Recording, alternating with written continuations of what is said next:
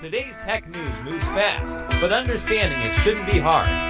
That's why Snarful Solutions Group brings you Connecting the Dots, where we break down what's happening in tech and why it matters to you. Now, let's dive in with your hosts. Welcome back to Connecting the Dots. I'm Alex.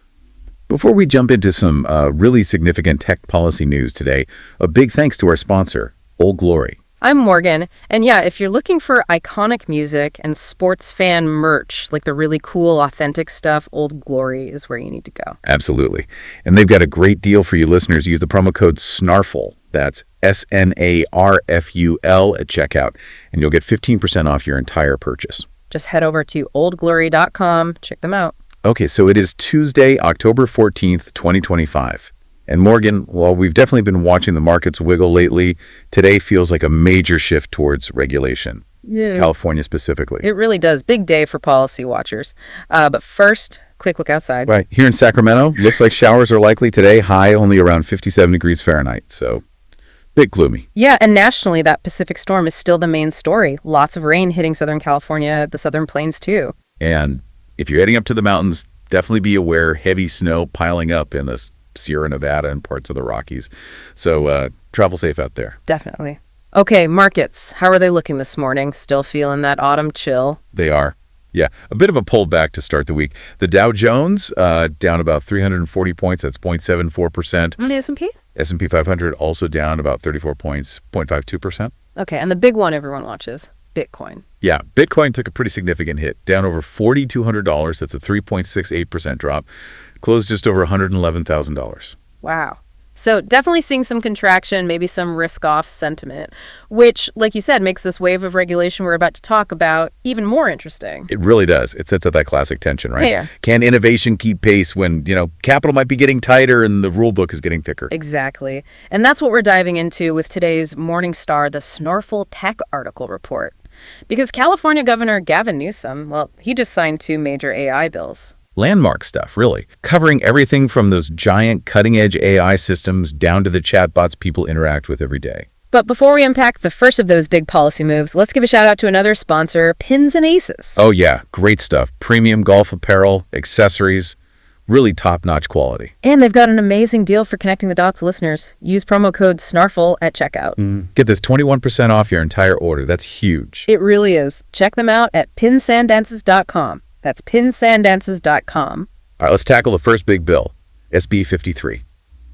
This sounds like a first-of-its-kind law, right?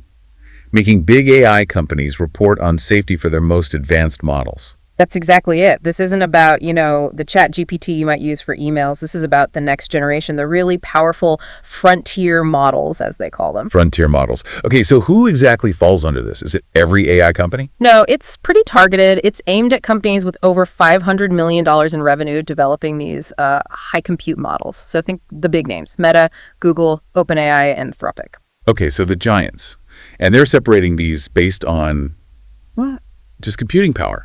Investment. Yeah, basically scale and computational resources. The idea is these models have potential capabilities, maybe even emergent ones we don't fully grasp yet, that go way beyond just like writing text. Right, and the law focuses on preventing catastrophic risk. That sounds dramatic. What does that actually mean in legal terms? Well, they define it very clearly. Any AI-related event causing at least $1 billion in damage or leading to more than 50 injuries or deaths. Wow. Okay, so we're talking big picture stuff. Yeah. Like AI being used for. Exactly. Things like designing a chemical weapon, launching a massive cyber attack on infrastructure, like taking down the power grid, that kind of level. Existential threats, almost. So how do companies prove they aren't building Skynet? What does the law require? They have to publicly share documentation, show how they're testing these models, doing what's called red teaming, basically, trying to break them or make them do harmful things specifically against those catastrophic scenarios. Transparency is key. Okay, but how does the state actually verify that? These models are incredibly complex, often closed source. Are they hiring an army of AI experts to audit these reports? That's the billion-dollar question, isn't it? It relies a lot on the companies being thorough and honest. And the industry is already pushing back a bit, saying, hey, if we reveal exactly how we test, aren't we giving bad actors a roadmap? That's a fair point. A tricky balance. It is. But the law does include something really important to address that accountability gap.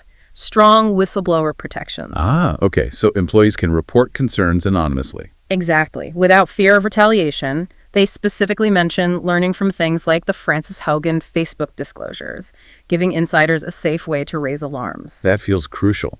Now, politically, Newsom is framing this as California leading the way because, well, the federal government hasn't acted decisively. Right. He's basically saying, if D.C. won't regulate, we will. But then you have critics, like Senator Ted Cruz, arguing this state-by-state approach creates a confusing patchwork that actually hurts innovation. What's the practical impact for a company like Google? Well, it means potentially having to tweak the same AI model multiple times to meet slightly different reporting rules in California than maybe Illinois than New York. Right. More hoops to jump through. Exactly. It adds costs, slows things down. But California's argument is, the potential risk is just too high to weigh. They feel they have a duty to protect their citizens now. It's a fundamental debate. Innovation speed versus safety guardrails. Fascinating stuff. Okay, that's the big picture, frontier AI. Let's pivot to the other major Bill Newsom signed, SB 243. This one feels much more personal. It's about AI companions, chatbots. Yeah, this one comes from a place of, unfortunately, tragic necessity. It makes California the first state to require specific safety rules for these companion chatbots. And the urgency really grew after some terrible incidents, right? Sadly, yes. The suicide of teenager Adam Rain, who had been having conversations with ChatGPT, was a major catalyst. Plus, there have been lawsuits involving other platforms like Character AI, and even leaked documents suggesting some Meta chatbots had inappropriate sensual chats with minors. Oh, that's awful. That's exactly the kind of harm people worry about. So what does SB 243 actually mandate? These rules kick in January 1st, 2026. Correct. There are several key requirements. First, mandatory age verification. Which is technically tricky, I imagine. Very, and potentially costly for platforms. Second, chatbots have to be clearly labeled, explicitly stating they are AI, they are fictional, no pretending to be human. Okay, makes sense. What else? Third, and this is really important given the vulnerability here, they absolutely cannot represent themselves as healthcare professionals. No giving medical or mental health advice. Right, and we've seen other states touch on that, haven't we? Like Illinois, Nevada, Utah, passing laws about AI not replacing licensed therapists. Exactly. California is sort of broadening that idea to all companion bots, saying, stay in your lane, basically. Gotcha. Anything else in SB 243? Yes, a few more things. Platforms need to offer break reminders for minors using the app. They have to prevent the generation of sexually explicit images involving kids. And critically, they need protocols for suicide or self-harm risks mentioned in chats. Protocols like providing crisis resources. And they actually have to report statistics to the state on how often they provide those crisis center notifications. Plus, there are hefty fines up to $250,000 for profiting from illegal deepfakes. So much stricter guardrails, especially around kids. It seems like while the big companies lobbied hard against SB 53, the General Frontier AI regulation, maybe there was less pushback on this one, SB 243. That seems to be the case. And you can guess why, right? The public relations nightmare of fighting child safety measures is just toxic. Yeah, you can't really argue against protecting kids from potentially harmful chatbots. Precisely.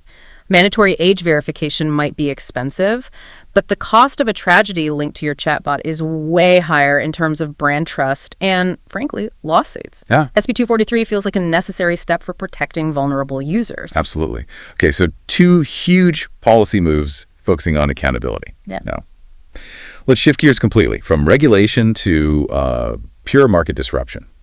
Because ChatGPT is apparently becoming a shopping mall. Get this, Walmart just announced a major partnership with OpenAI. It's basically the launch of what they're calling agentic commerce. Agentic commerce. Okay, break that down. What does that mean for the average user? It means you can browse and buy stuff directly from Walmart, clothes, food, whatever they sell, right inside the ChatGPT interface. You don't leave the chat. So there's like a buy button now in my chat window. Essentially, yes. Yeah. They built something called instant checkout. The idea is ChatGPT acts as your personal shopping agent. How so?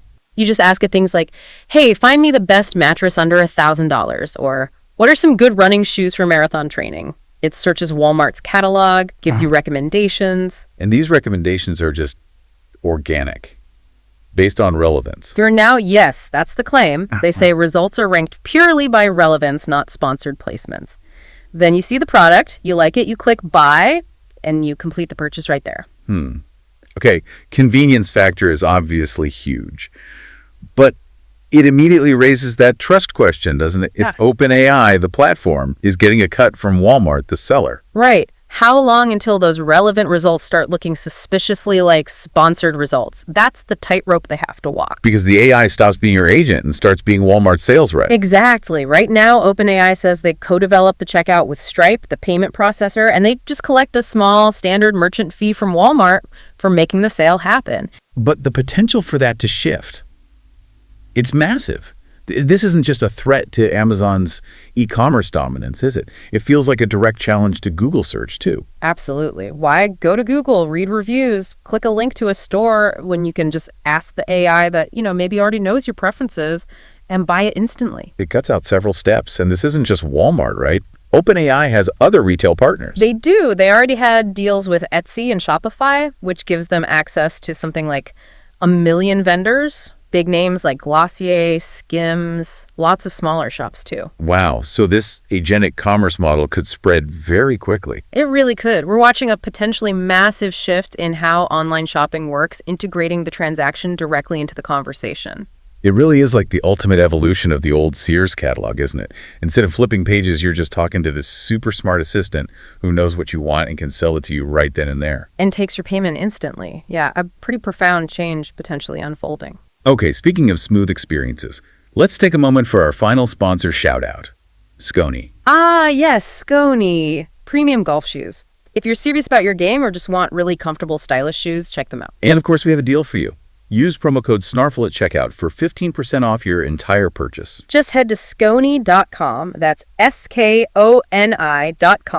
All right, so let's connect the dots on everything we covered today from the Morning Star Report. 3 really big stories. Huge week for AI, definitely. First, we had California stepping up with SB 53, putting those first real safety guardrails around the huge frontier AI models. Right, forcing giants like OpenAI and Meta to be transparent about catastrophic risks. Yeah. And really sparking that debate. Should this be state by state, or does the federal government need to step in? Then second, we saw SB 243 focused on protecting users, especially kids and teens, from potential harm or exploitation by AI companion chatbots, mandating things like age verification, clear labeling, mental health guardrails. Really necessary move, it feels like, given the potential for emotional harm there. Agreed. And third, we talked about the big commercial shift, the rise of agentic commerce, with Walmart and ChatGPT teaming up. Yeah, turning the chatbot into a storefront, a personal shopper, a potential massive disruptor for Amazon, for Google, and raising those big questions about trust and sponsored results down the line. The common thread through all of this really is that ongoing race, isn't it? The speed of tech innovation versus the speed of necessary oversight and accountability. It really is. California is definitely making some bold moves to fill what it sees as a federal gap, which leads us to that final thought for you, our listeners, to chew on. Yeah, thinking about these two different types of regulation, one for potential catastrophic system failure, the other for individual user harm, does it make sense to handle all AI regulation through this state-by-state patchwork? Or is a single, consistent federal approach the only way to really ensure safety and allow innovation to flourish fairly across the whole country? That's the multi-trillion-dollar question for this era, isn't it? Lots to think about. Thanks for connecting the dots with us this morning. We're here to help at Snarful. So reach out on our website if you have any more questions. That's a wrap on today's top stories. Remember, tech doesn't have to be complicated, and we're here to help connect the dots. If you've got questions or want to learn more, visit us at snarful.com. Thanks for listening, and we'll catch you next time.